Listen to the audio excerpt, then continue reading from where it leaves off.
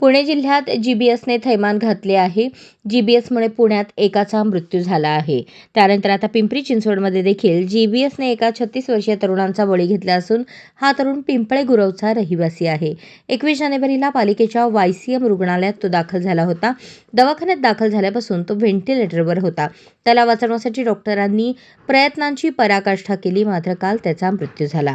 गेल्या काही दिवसांपासून राज्यात गुइलेन बॅरे सिंड्रोमचा रुग्णांमध्ये मोठ्या प्रमाणात वाढ झाली आहे.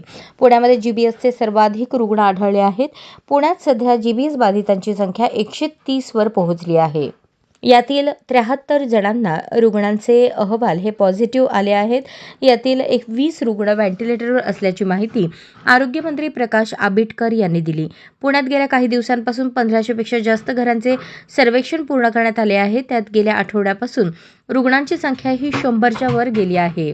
राज्यात कोल्हापूर, सातारा, सांगली, सोलापूर जिल्ह्यात जीबीएसचे रुग्ण आढळले आहेत. अशाच नवनवीन अपडेटसाठी जनता राज्य न्यूज चॅनलला सबस्क्राईब करा, लाईक करा आणि शेअर करायला विसरू नका.